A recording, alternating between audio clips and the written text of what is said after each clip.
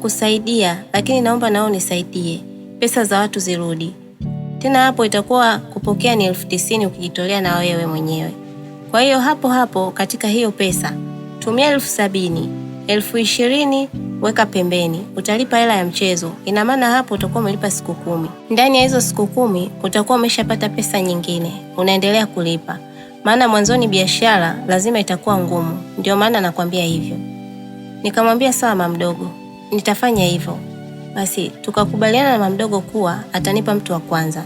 Lakini mimi lengo langu ilikuwa nipokee hiyo pesa nifanye nauli niende Mwanza nikaonane na Mbosso kwa ajili ya kazi ya supermarket pamoja na mziki. Mama mdogo bila kujua, yeye akawa amepanga kunisaidia kunipa pesa. Rihanna baada ya kupata uhakika wa nauli, nilikuwa na furaha sana. Na kila siku akiondoka, mimi nakaa chumbani naanza kuimba. Yaani nilikuwa najihisi nitakuwa bonge la msanii kwa sababu Mbosso amenisifia sana baada ya kumtumia ile voice nikiwa nimejirekodi naimba. Aliniambia kwamba najua sana kuimba na nitafika mbali sana. Basi kauli hiyo ilinichanganya mno Rihanna. Mchezo ni siku 5, mtu anatoka. Kwa hiyo mimi nitakuwa nasikilizia siku 5 nipokee pesa. Wakati ndio nasubiri siku ifike, kila siku nilikuwa na chati na Mbosso. Akawa ananipa ushauri jinsi ya kutoka kimziki na kimaisha. Na pia alikuwa ananiambia nisikate tamaa hata siku moja, maana kwa sauti yangu nitafika mbali sana. Na si hivyo tu, aliniambia kwenye supermarket kama nitafanya vizuri ndani ya miezi 6, atanipandisha cheo, nitakaa kwenye nafasi nzuri zaidi kwa sababu natarajia kuwa msanii. Pia msanii huyo akawa kila siku anaposti picha akiwa sehemu za kuvutia sana, na akawa anaposti studio yake, ni studio nzuri sana. Alafu kwenye posti zake nilikuwa naona comments za wasanii wengine wengi ambao ni maarufu sana nchini. Basi nikawa nafarijika kwa sababu niliamini siku moja na mimi nitakuwa kama wao, na pia nitakuwa miongoni mwao, na mimi nitaposti, wao watacomment kwenye posti zangu. Nilikuwa najipa imani hiyo. Basi hatimaye siku zilienda na ilifika siku Rihanna nikapokea 80,000 kutoka kwa mama mdogo. Siku hiyo ilikuwa ni majira ya usiku, nilifurahi sana baada ya kupata pesa hizo.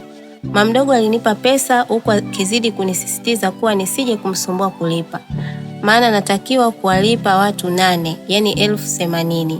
Yeye amenipa 80,000 kwa maana mimi mpokeaji nijijazie 10,000 ili iwe 90,000. Nikamhakikishia mama mdogo kuwa hakuna shida, nitalipa tena kwa uaminifu sana. Lakini hapo nilikuwa na matumaini kwamba sitokuwa na pesa ya kulipa mchezo, mama mdogo atanikasirikia. Lakini baada ya mwezi nitamtumia mama mdogo 150,000 baada ya kupokea mshahara wangu.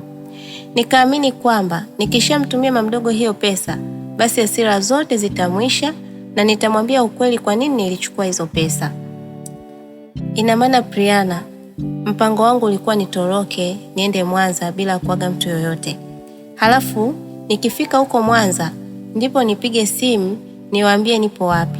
Niliamini kwamba kila mtu atashangaa kusikia nimepata kazi kwa msanii mkubwa sana. Baada ya kupata hela ya mchezo, siku iliyofuata majira ya asubuhi, nikaanza mchakato wa safari. Nikaenda kupiga picha ya passport size, na baada ya hapo nikawa nimekamilisha hatua moja. Nilipotoka kupiga picha, nimefika nyumbani tu, meneja wa Mbosso naye ananipigia. Nikapokea simu nikaanza kuzungumza na meneja wa Mbosso. Akaniuliza vipi? Mbona kimya sana? Nikamwambia samahani meneja, nilikuwa nahangaikia nauli. Akasema sawa, kwa hiyo umefikia wapi mpaka sasa? Nikamwambia tayari nimepata nauli na hapa nimetoka kupiga picha. Wow, vizuri sana. Kwa hiyo natarajia kuja lini? Nikamwambia nadhani ni kesho. Aha, kama ni kesho, basi itabidi tiketi ukakate leo, kwa sababu mabasi ya Mwanza huwa yanatoka Dar saa 12 asubuhi. Kwa hiyo wewe leo kakate tiketi. Nikamwambia sawa. Basi hapo nikawa nimeelewa, maana nilidhani hiyo kesho nakata tiketi na kuondoka. Kumbe inabidi kabla ya saa 12 asubuhi niwe ndani ya basi. Hayo ni mambo ya miaka kadhaa nyuma. Kulikuwa hakuna usafiri usiku, yani gari haitoki usiku. Sasa kwa kuwa Mwanza ni mbali, ndio maana ilikuwa gari zinatoka saa 12 asubuhi. Yaani hivyo ndivyo nilivyoelewa mimi baada ya meneja wa Mbosso kuniambia.